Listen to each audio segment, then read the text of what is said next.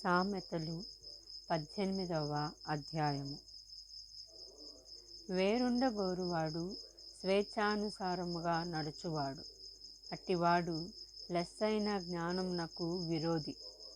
బుద్ధిహీనుడు వివేచనయందు సంతోషింపక తన అభిప్రాయములను బయలుపరచుటయందు సంతోషించును.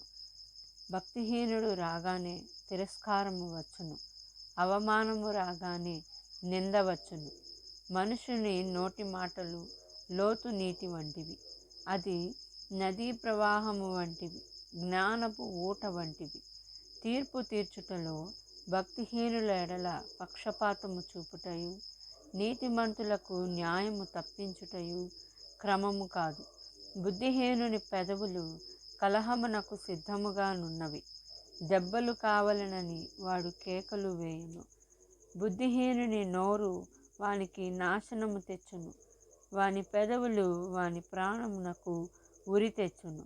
కొండెగాని మాటలు రుచికల భోజ్యములు, అవి లోకడుపులోనికి దిగిపోవును. పనిలో జాగు చేయువాడు నష్టము చేయువానికి సోదరుడు. యెహోవా నామము బలమైన దుర్గము, నీతిమంతుడు అందులోనికి పరుగెత్తి సురక్షితముగా నుండును. ధనవంతునికి వాని ఆస్తి ఆశ్రయ పట్టణము, వాని దృష్టికి అది ఎత్తైన ప్రాకారము. ఆపత్తు రాకమునుపు నరుని హృదయము అతిశయపడును, ఘనతకు ముందు వినయముండును.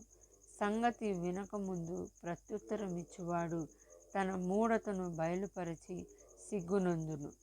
నరుని ఆత్మ వాని వ్యాధి నోర్చును, నలిగిన హృదయమును ఎవడు సహింపగలడు? జ్ఞానుల చెవి తెలివిని వెదకును, వివేకము గల మనసు తెలివిని సంపాదించును. ఒకడు ఇచ్చు కానుక వానికి వీలు కలుగుజేయును, అది గొప్పవారి ఎదుటికి వానిని రప్పించును. వ్యాజ్యమందు వాది పక్షము న్యాయముగా కనబడును,